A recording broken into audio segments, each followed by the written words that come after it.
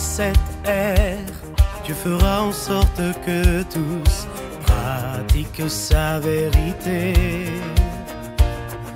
que tous vivent sa parole et l'aiment sincèrement. La parole de Dieu est la base. Au nom du Père et du Fils et du Saint-Esprit, la grâce de Jésus notre Seigneur, l'amour de Dieu le Père et la communion de l'Esprit Saint soient toujours avec vous.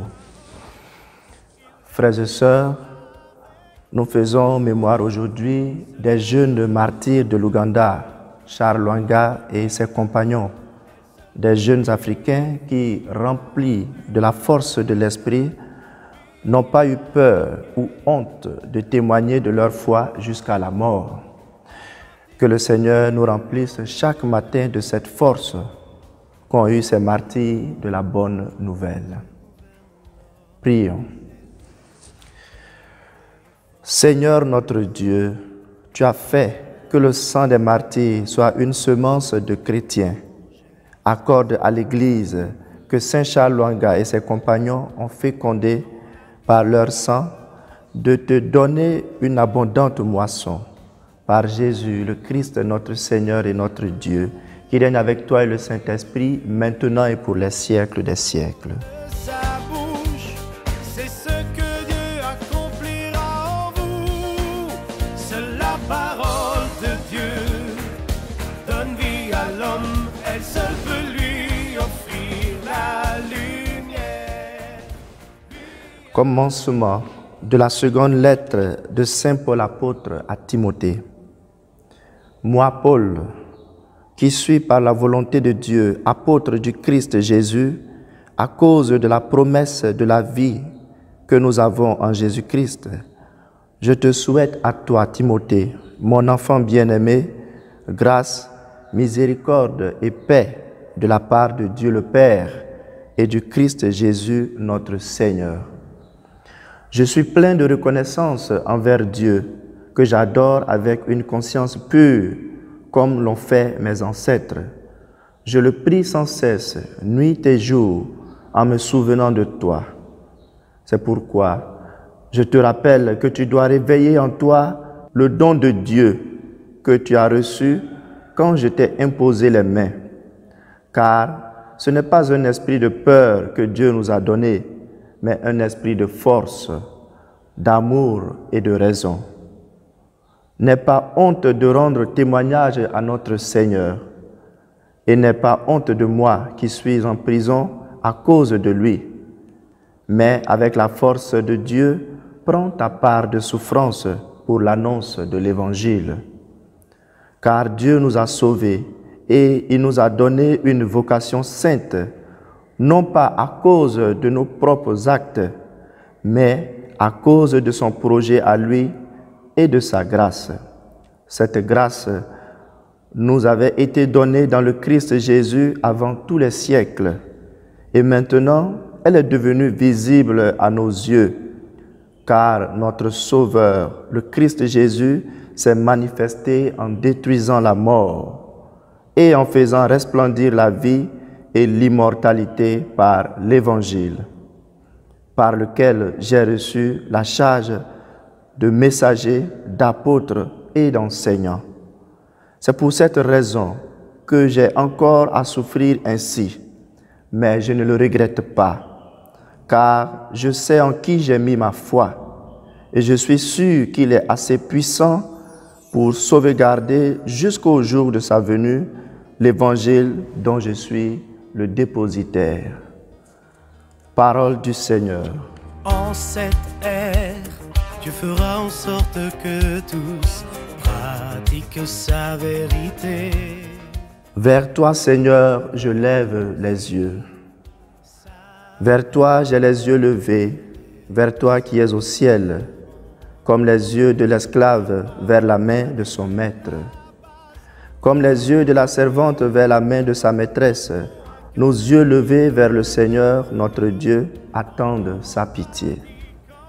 Vers toi, Seigneur, je lève les yeux. Ils régneront avec Dieu, c'est la parole de Dieu. Alléluia, Alléluia. Alléluia, Alléluia. Le Seigneur soit avec vous. Évangile de Jésus-Christ selon saint Marc.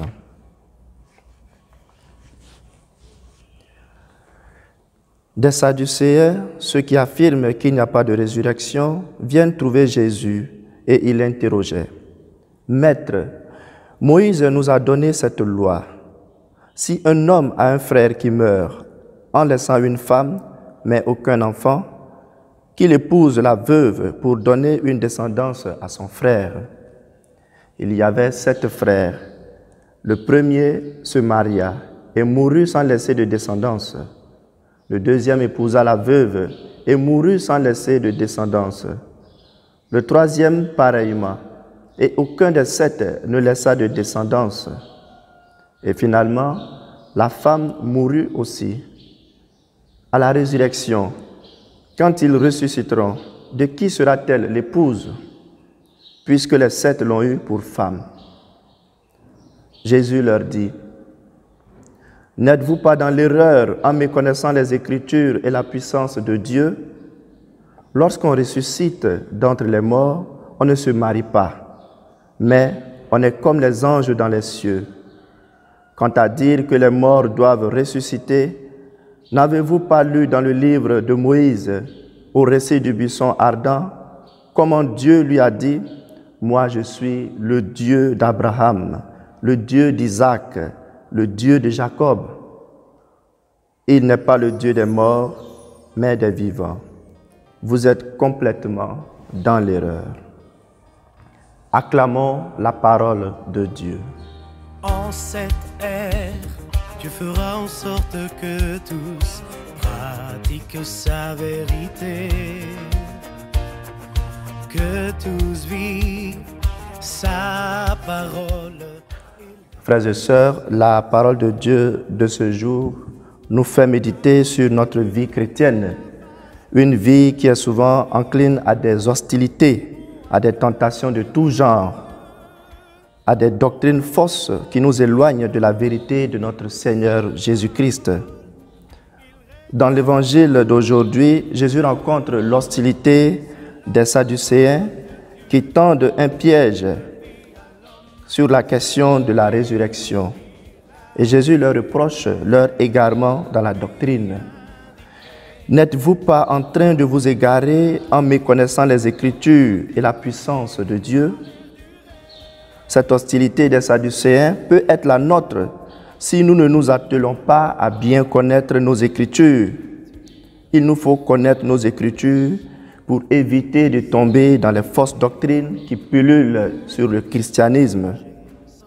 Ignorer les Écritures est une hostilité à rentrer en contact avec le Christ, une hostilité à bien vivre notre foi.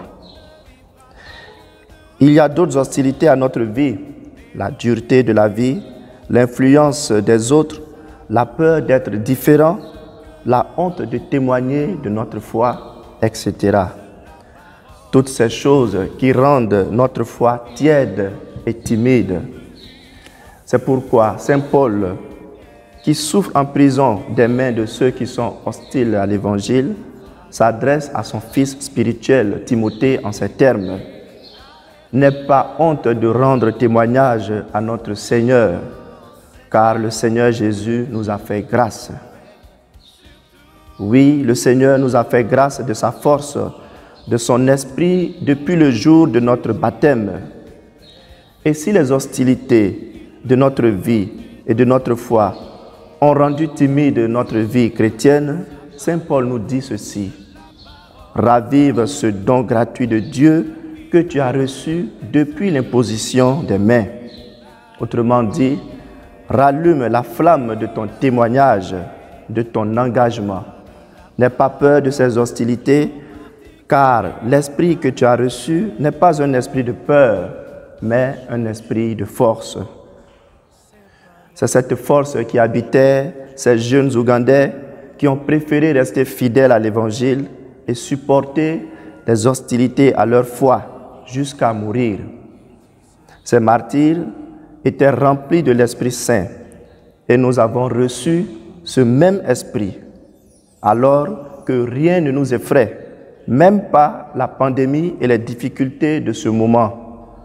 Laissons-nous guider par l'Esprit de Dieu et nous serons forts, et nous serons fiers, et nous serons convaincus de notre foi chrétienne jusqu'au jour de sa venue. Bokei, xel mu sell mi nu jot ci bésu Pentecôte bi doole Yàlla la bu ñu tiit te bu ñu ragal waaye nañu seede Yesu Krista ci suñu dundin ni ko martiru wa Uganda yi defe woon. Et maintenant, frères et sœurs, prions avec la Vierge Marie contre la pandémie du coronavirus. Vierge glorieuse, Notre-Dame de Morolan, tu as choisi cette colline depuis plus d'un siècle pour y être honorée d'un culte spécial. Jette ton regard sur cette terre, sur notre pays et sur le monde entier. Par ton intercession et par la bonté de ton Fils Jésus-Christ, notre Seigneur, ceux et celles qui ont imploré votre assistance ont trouvé grâce, réconfort et consolation. Tu as fait revenir en eux la joie et la fête, comme aux noces de Cana en Galilée. En ce moment où l'humanité entière subit la pandémie du coronavirus, nous levons les yeux vers toi. Nous avons besoin de ton aide maternelle. Au pied de la croix de ton Fils Jésus, tu as partagé sa douleur. Intercède maintenant pour nous auprès de Dieu notre Père, pour la cessation de ce fléau, la guérison de tous les malades, la protection du personnel sanitaire, la consolation aux familles endeuillées et le salut de tous ceux qui ont perdu la vie. Ô Notre-Dame de Morolan, par ton intercession, que triomphe la foi sur la peur, la solidarité sur l'égoïsme et la vie sur la mort. Sous votre protection, nous venons nous réfugier, Sainte Mère de Dieu. Ne rejetez pas les prières que nous vous adressons dans nos besoins, mais délivrez-nous de tous les dangers, Vierge glorieuse et bénie. Amen. Prions encore le Seigneur. Tu nous as fortifiés par ta parole, Seigneur, tandis que nous rappelons la victoire de tes martyrs. C'est dans la parole de Dieu qu'ils ont trouvé le courage de supporter leur supplice. Fais qu'au milieu des épreuves, nous y trouvions à notre tour une foi et une charité sans défaillance. Par Jésus le Christ, notre Seigneur. Le Seigneur soit avec vous. Que Dieu Tout-Puissant vous bénisse, le Père, le Fils et le Saint-Esprit. Demeurez dans la paix du Christ. En cette ère, Dieu fera en sorte que tous pratiquent sa vérité, que tous vivent sa parole et l'aiment sincèrement.